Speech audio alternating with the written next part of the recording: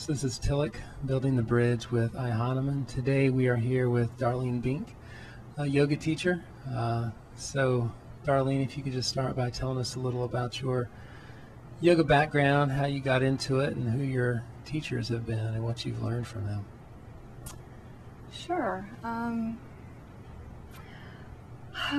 I started in a teacher training program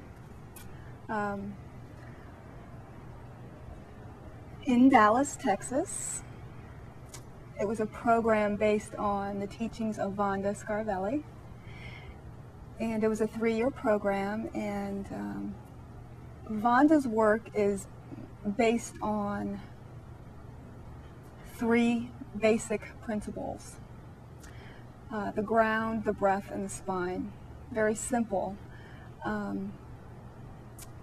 It's really about giving weight in your body, whatever part of your body is touching the earth, grounding heavily into that, like if it was your hands or feet, allowing a very natural breath, and a result of that would mean that your spine would become free and lengthen. And there really isn't a yoga called Scarvelli yoga. Vonda meant for it to be very individualized, but to take these 3 principles and use them however it suits you. Along with Vonda's work, I'm also heavily influenced by Eric Schiffman. I have recently done his teacher training, and I think I connected with Eric a few years ago, and probably in 2003 I bought his book, and I was very intrigued because he had acknowledged Vonda in his book. And then later I found out that he briefly studied with her a long time ago, so I said, well, let's try a workshop with Eric. And I knew from the first workshop that I wanted to learn more from Eric. So I did his teacher training, and I'm continuing to study with Eric. I think I like the freedom of his approach. There's no right way to do any one pose. And I'm really, right now, I'm really playing around with being creative in my practice and looking for different ways to move into a pose according to how my body feels and what it's asking for. And I like to teach workshops on creativity, on the technique, because that's really my main focus right now, is the technique. So I've also been influenced by a woman named Carol Stahl. She is in Dallas, and I studied with her for about a year and a half. And she's a student of Donna Fari's, a regular student. She's done her teacher training many times. And I have adopted a few of Donna's approaches and kind of put a little spin on my own spin on it. So again, just having fun playing with the poses.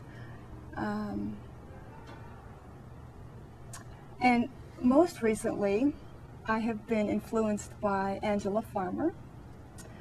I really enjoy the movement in the poses, allowing the body to move and breathe and expand and wiggle and play. I think it's all a part of it. To see what feels good, and also what you're capable of doing, what speaks to you. And this, a lot of movement, and sometimes gentle, sometimes not, but that's just what's speaking to me right now in my practice and in my teaching style. So when you do that, what is your inner experience of that? What is guiding your movement? Is it just inner listening and just giving yourself the freedom to play and follow where your body wants to go inside, or? Definitely. even before I was trained in Vonda's work, I've always had a free form practice. I would just lie on my mat and just listen for what I was supposed to do. I never really planned it out. I was never good at organizing my own practice. I didn't like to do that. So I don't think about what pose I need or what pose to do next. It's just kind of, it happens. What feels right for me. You know, usually when you do one pose, another pose kind of just follows because it feels right. Right. So would you show us what that looks like? Yeah, definitely. So I'm just going to play around like I would normally play at home. And we'll see what happens. Sure. Cool. I hope that this is okay here. I mean, I move around a lot, so. That's fine.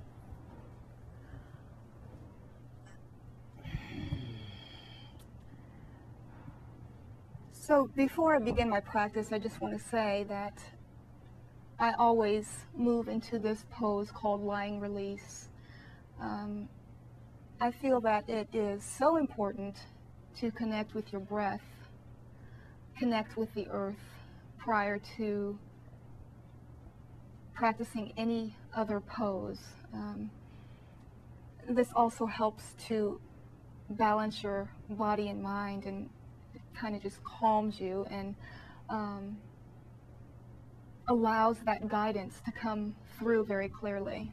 So usually I spend at least 5 minutes in this pose, relaxing and breathing.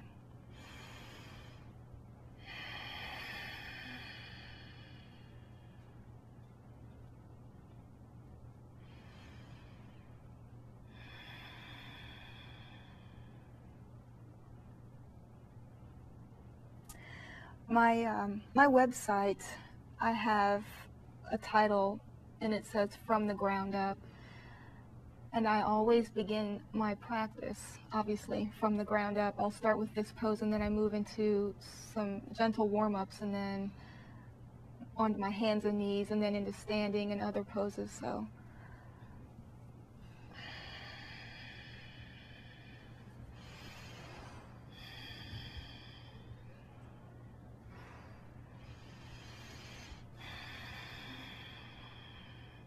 another thing that may seem odd is that I usually tend to